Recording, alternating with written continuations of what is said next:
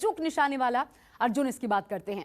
चीन और पाकिस्तान के साथ सीमा पर तनाव के बीच भारतीय सेना की ताकत में और इजाफा हुआ है। आज प्रधानमंत्री नरेंद्र मोदी ने देश के मुख्य युद्धक टैंक अर्जुन मार्क 1A को राष्ट्र को समर्पित किया। तमिलनाडु के दौरे पर पहुंचे प्रधानमंत्री ने स्वदेशी अर्जुन टैंक MK1A चेन्नई में सेना प्रमुख जनरल MM नरवणे को सौंपा। अर्जुन टैंक के इस अपडेटेड वर्जन को DRDO ने विकसित किया है।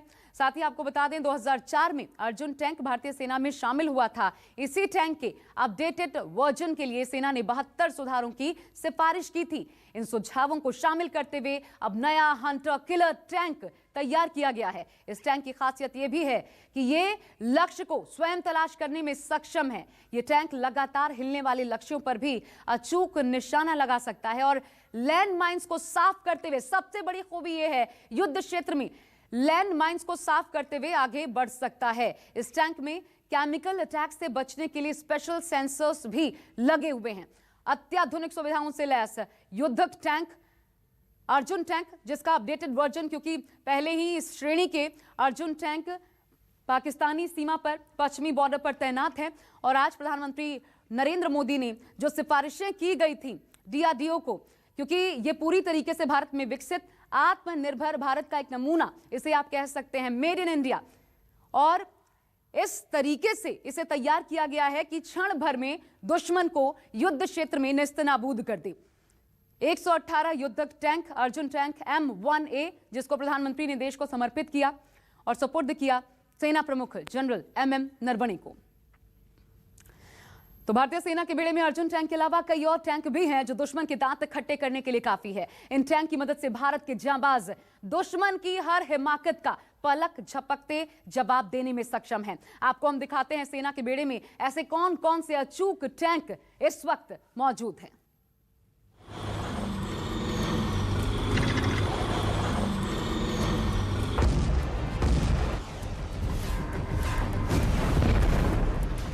मैदानी लड़ाई के महारथी अर्जुन से जब लेजर गाइडेड मिसाइल दागी गई तो सेकंड्स में सामने खड़ा फौलादी योद्धा तबाह हो गया।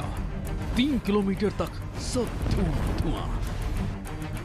भारतीय सेना के अर्जुन टैंक से लेजर गाइडेड मिसाइल दागने का सफल परीक्षण के बाद अब T-90 टैंक से भी लेजर गाइडेड मिसाइल दागने की तैयारी है। इससे लद्दाख में तैनात भारतीय सेना की ताकत कई गुना बढ़ जाएगी।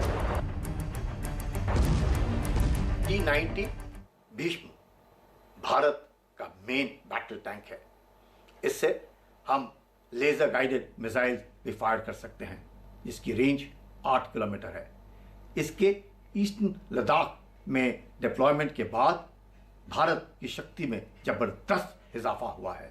इससे चीन बौखला गया है। टैंक से दागी जाने वाले इन लेजर गाइडेड मिसाइल को कई प्लेटफॉर्म से लॉन्च किया जा सकता है। ये आधुनिक और अगली पीढ़ी के टैंकों को भी तबाह करने की कुव्वत रखती है। मिसाइल हेड को इस तरह डिजाइन किया गया है जो मूविंग टारगेट यानी दौड़ते टैंक को एंगेज करने में सक्षम है। गाइडेड मिसाइल से कम ऊंचाई पर उड़ने वाले दुश्मन के हेलीकॉप्टर्स को भी आसानी से ढेर किया जा सकता है। T-90 टैंक पर लेजर गाइडेड मिसाइल लगाने का ट्रायल किया जा रहा है। T-90 टैंक एक दुनिया का सबसे बेहतरीन टैंक है। इसमें 125 mm स्मूथ बोर गन है जो इसका मेन आर्मामेंट है। इसके अलावा 12.7 mm सेकेंडरी गन है। अब चीन के खिलाफ भारतीय सेना की बड़ी शक्ति भीष्म टैंकों से भी DRDO laser guided missile launch करना चाहता है। लद्दाख में चीन से तनातनी के बीच भारतीय फौज ने कई मोर्चों पर भीष्म टैंकों की तैनाती कर रखी है। DBO सेक्टर में डेपसांग में तैनाती की गई है। पेंगोंग झील के दक्षिण किनारे पर स्पंगोर गैप से चुमार टेमचोक तक T-90 भीष्म टैंकों को मोर्चे पर लगा दिया है। ये 60 सेकंड में 8 गोली दागने में सक्षम है। चीन के खिलाफ मोर्चा संभाले T-90 टैंकों से 6 किलोमीटर दूर तक मिसाइलें लॉन्च की जा सकती है। ऐसे में जरा सोचिए, जब टैंकों से लेजर गाइडेड मिसाइलें दुश्मनों को निशाना बनाने लगेंगी तो चाइनीज आर्मी का अंजाम क्या होगा।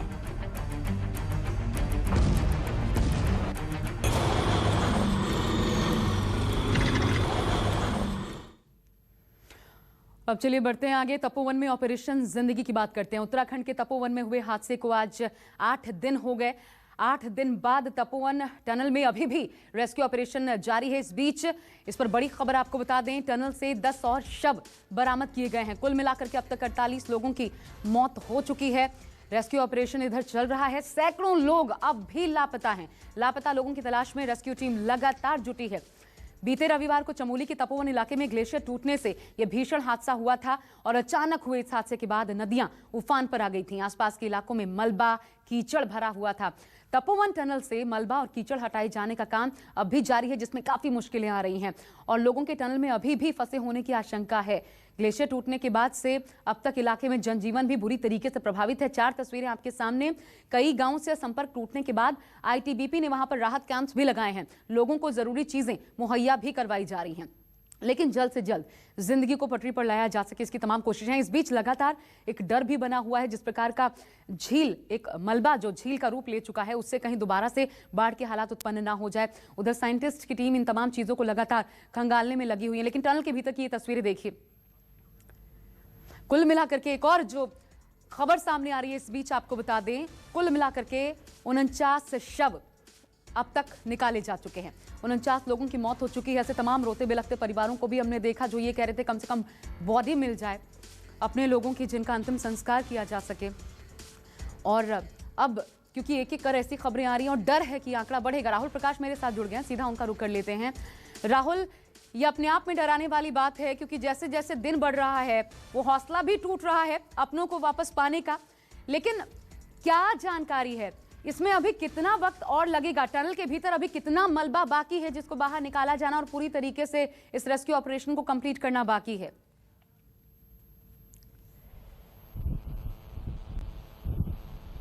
देखिए, सबसे पहले मैं आपको बता दूं कि जो परिवार है, जो मन हमको खुद महसूस हो पा रहा है कि कितना विचलित होता है उन तस्वीरों को देख के।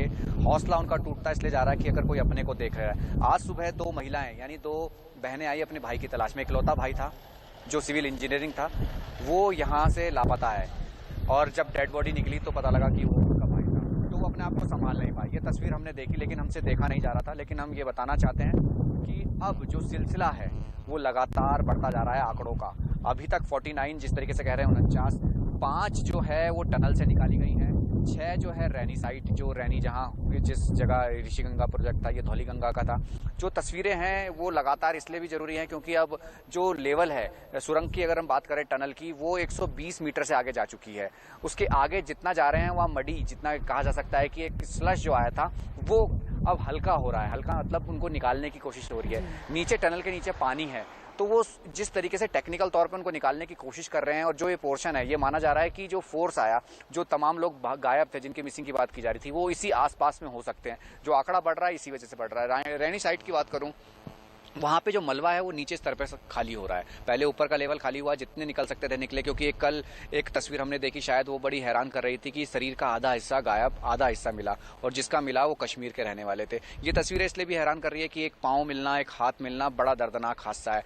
रैनी साइड से आज 6 लोगों का बॉडी का रिकवर हुआ है और ये लगातार सिलसिला बढ़ेगा क्योंकि अब ये जो टनल या रैनी साइट में जो काम चल रहा है ये युद्ध स्तर पर चल रहा है। ये कोशिश ये कर रहे हैं कि एक पोर्शन जो कहा जा सकता है कि एक उम्मीद थी, इस लेवल पर लोग अगर फोर्स से गए होंगे तो यहाँ अटक गए होंगे। जिंदगी की बात कर रहे थे, उम्मीद की बात कर रहे थे कि उम्मीद अभी बाकी थी, लेकिन जब तस्वीर अभी संभावनाएं, आंकड़े बढ़ सकते हैं। आंकड़े लगातार बढ़ भी रहे हैं क्योंकि जैसे आज का दिन हम बताएं तो लगभग आज के दिन ही 11 बॉडी रिकवर हुई हैं। आप अंदाजा लगाइए, अभी लगातार चल रहा है काम, लगातार आगे भी होगा। और जिस तरीके से बात की जा रही थी कि 134 या उससे ज्यादा लोग जो मिसिंग है, जो आंकड़े बता रहे हैं, हालांकि आंकड़ा इसलिए साफ नहीं हो रहा क्योंकि लगातार लोग आ रहे हैं, वो अपना नाम बोल रहे हैं कि हमारा ये गायब है, हमारा घर में नहीं लौटा।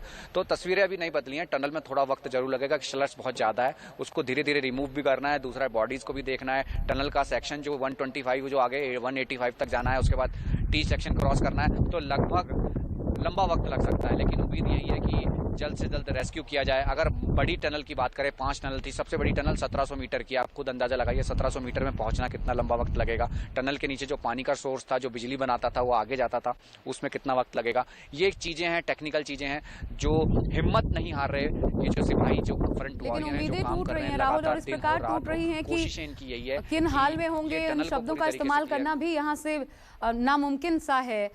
सही नहीं लगता। लेकिन एक बात बताइए, जो टनल से 5 शव जिनका आप जिक्र कर रहे थे, वो किन हालात में निकाले गए हैं, किस हाल में वो शव पाए गए? मैं इसलिए ये जानना चाहती हूँ कि क्या समय रहते 2 दिन या 1 दिन के भीतर अगर कुछ हो पाता तो क्या उन लोगों को बचाया जा सकता? क्या कह रहे हैं वहां पर जो जानकार हैं?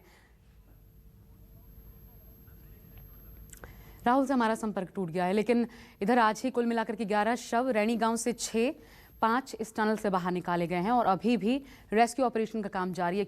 नमस्कार, मैं हूं मानक गुप्ता। अगर आपको हमारा ये वीडियो पसंद आया हो तो इसे लाइक और शेयर जरूर करें और हाँ, हमें सब्सक्राइब और फॉलो करना ना भूलें ताकि आप देश और दुनिया की कोई खबर मिस ना करें। तो जुड़े रहिए हमारे साथ और देखते रहिए न्यूज़ 24।